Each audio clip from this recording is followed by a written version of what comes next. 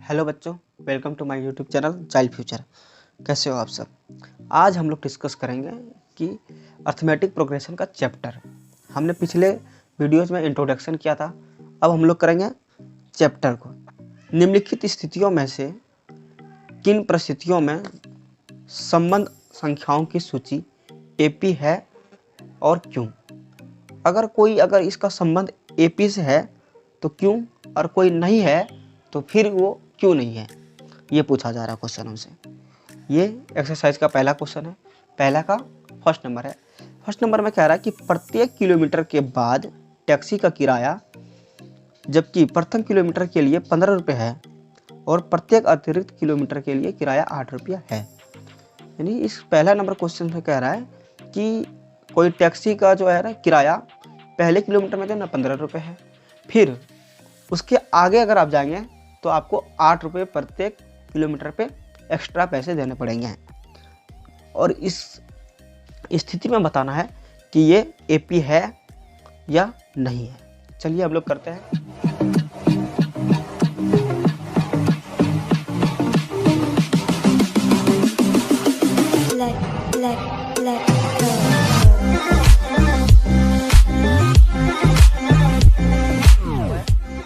कि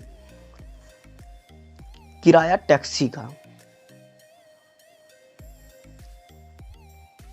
किराया पहले किलोमीटर का देख लेते हैं कितना है, 15 रुपये है।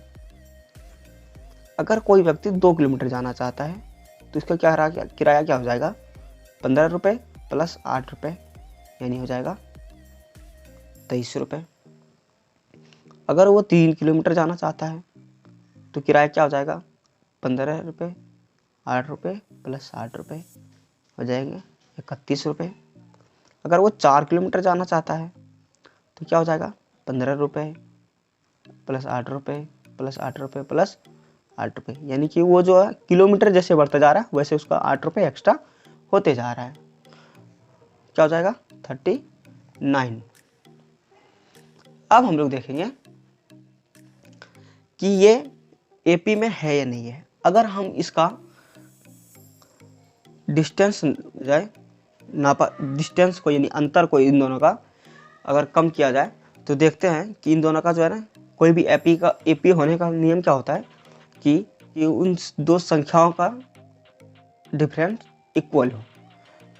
तो सबसे पहले क्या कर लेते हैं, पहले किलोमीटर से दूसरे किलोमीटर से पहले किलोमीटर माइनस कर लेते हैं। यानी कितने रुपये ले रहा था उसका, 23 रुपये माइनस 15 रुपये इक्वल टू क्या हो रहा है, 8 रुपये। जैसे हम लोग निकालते थे डिफरेंस, D1 निकालते थे, क्या लिखते थे, A2 माइनस A1। जब D2 निकालते हैं तो A3 माइनस A2 क्या हो जाएगा, 31 माइनस 23 इक्वल टू 8।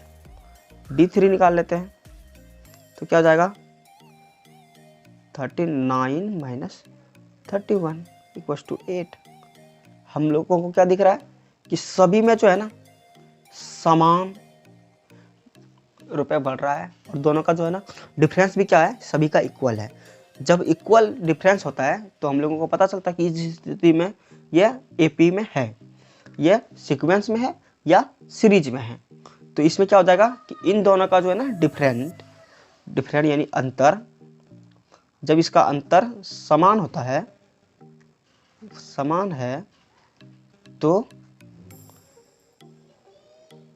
यह एपी है।